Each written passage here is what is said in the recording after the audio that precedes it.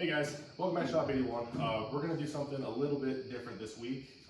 I've said before, my biggest reason for getting this car and wanting to do this is I want to see more old cars on the road.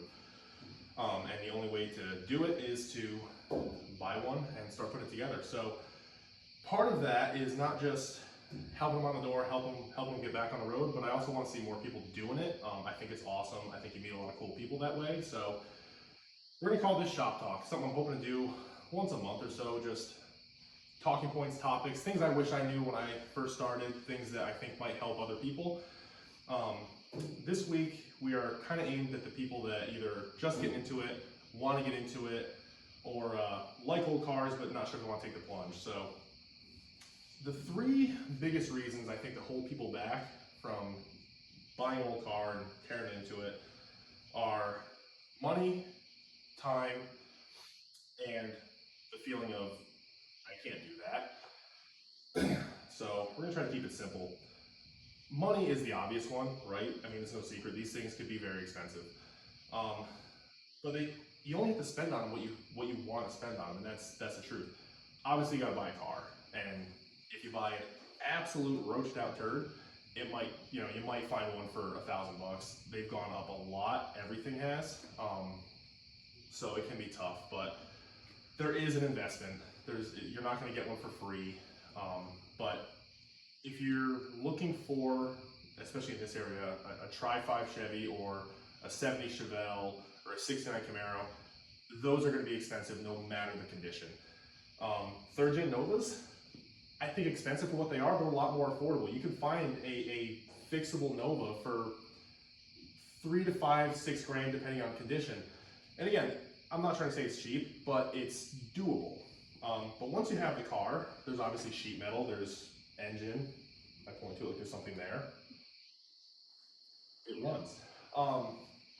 There's a lot of stuff to deal with, and it can be overwhelming thinking about all that money. My wife and I both work full time.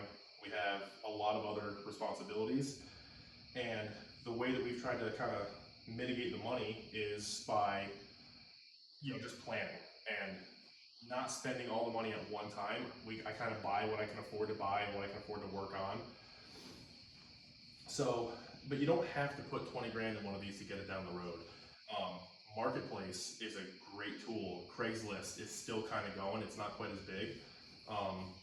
eBay, if it's small enough to be shipped, again, you got to be careful because you never know who you're going to be dealing with on any of those, if parts are legit or whatever. But I've gotten these body mounts and this tow board for that matter. Those all came off a marketplace. I want to say that those are the better part of probably close to $500 worth of parts once you factor in shipping. I think I paid $200 for all three of those things combined, and they were brand new in the box. So that's a great resource.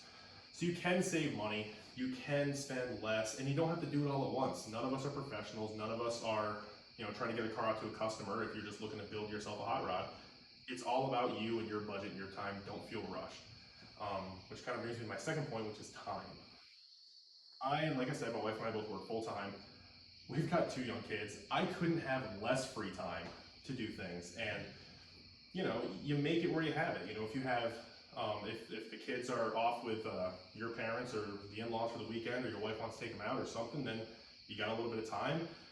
You might have to sacrifice some evening time. I used to just sit around at night and relax and get ready for the next day, and now I spend my time out in the garage until about 11 o'clock at night. It's not always the healthiest thing in the world, but you make time where you have it.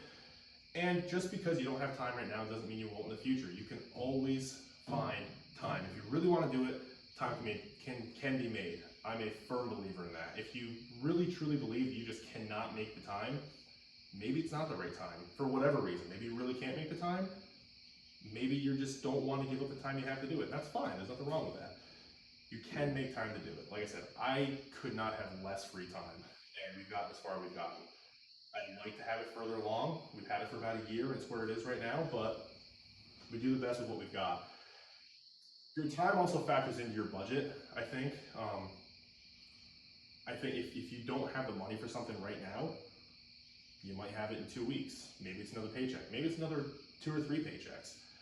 Again, I'm not on a deadline. I'm not trying to get this out to a customer. No one's waiting on this. It's just me. So You know, this car we've got a floor that we're getting ready to do, and that was a really big expense, but car needs full quarters, it's gonna need a bunch of other stuff. I can't afford to drop $1,500 at AMD today, but you know, sack a little away every paycheck, and after a few weeks and just kind of working on some other stuff, some odds and ends, maybe I have the money to make a big order. And in the meantime, there's always stuff to do, little things. So budget, time. If you don't have the time, then I kind of lost my train of thought on that one. You'll find the time. Yeah, there you go.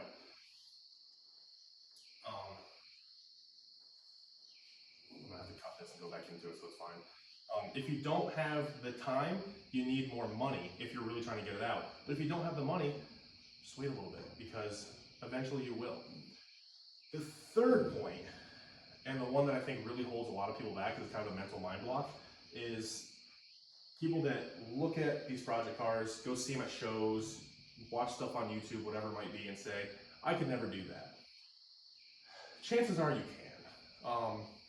Most people, I think, can do this. And if you're into old cars, if you're into cars in general, if you do your own routine maintenance on your, you know, whatever modern car you have, Honda, Volkswagen, Chevy, whatever it is, you have the mechanical inclination to do this. You know, someone that's never turned a wrench in their life, maybe you can learn, but you got to start somewhere. But if you've been turning wrenches, if you've been in the garage, if you've been around tools, if you've been around cars, you can do this. It takes, you know, you got to have a little bit of balls and just kind of jump in with both feet. There's kind of no soft way to say it. When I bought this car, I had no idea how to weld.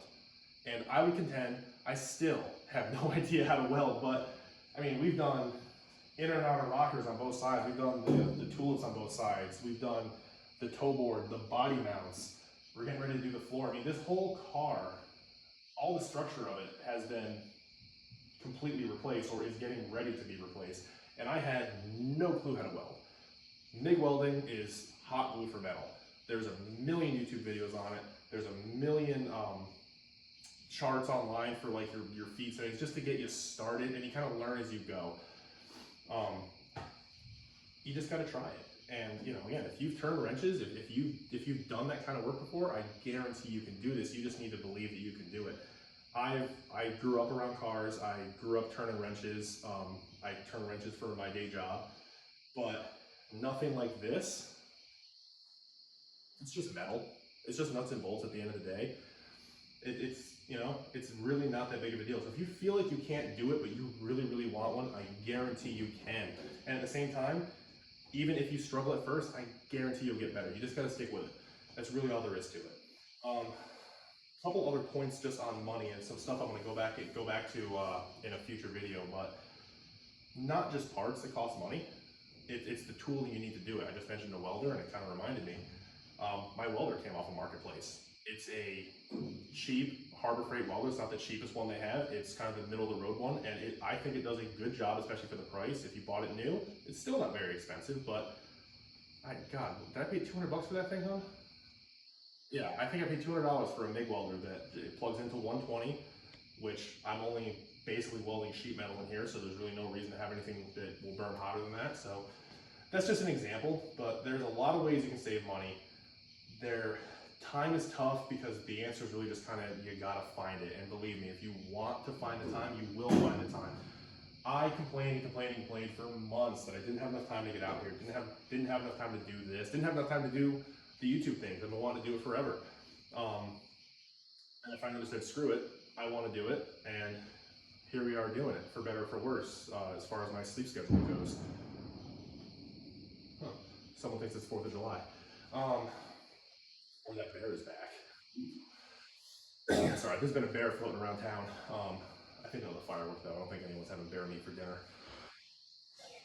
Wow, I lost my train of thought, thanks. So yeah, just, if you find a car you like, or if you're tight on budget, find a car that you like that is affordable. Don't necessarily just, you know, if you're a Chevelle guy, but money's tight, either you have to wait till money's not tight, or start with something else. Because again, you got to know what's realistic, and you know, I've seen roached out ones around here are 12, 15 grand. It's ridiculous, but these cars are out there, affordable, various states of repair. If you're a car guy, if you've been into it, if you've turned wrenches, you can do it. There's tons of videos out there, there's tons of information out there, and at the end of the day, you'll learn best by diving in yourself and getting into it. So, you know, I know there's not a ton of hardcore advice in there. It's kind of just a little pep talk for guys that wanna have their own car, that wanna get into it, but haven't done it for one reason or another.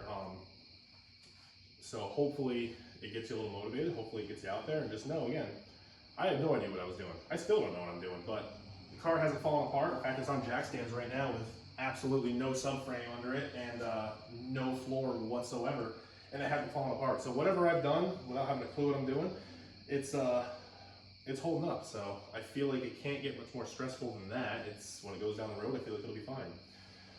So anyway, we're gonna wrap that up. Thank you guys for watching. Make sure you like the video. Make sure you subscribe to the channel. Really appreciate it. Leave a comment down below. Any guys that are new to classic cars, new to hot rods, or want to get into it, please comment. Let me know what you think. Let me know if this helps. Let me know if you have any other questions. Because going forward, I think when we do these little features, I'd like to bring in questions if anyone has any. And yeah, I'm thinking once a month, shop talk. Give me a chance to decompress a little bit for a week and clean up my shop, which is a disaster right now because every single workbench is covered. So yeah, like, subscribe, comment, and keep on along. Ooh, follow us on Instagram. I always forget to say that. @shop_81_. I hope I got that right. I probably didn't. We're in there somewhere. The photo's the same as our photo on here. You can't miss it. I'm really, really, really bad at social media. But anyway, thank you guys for watching. We'll see you next time.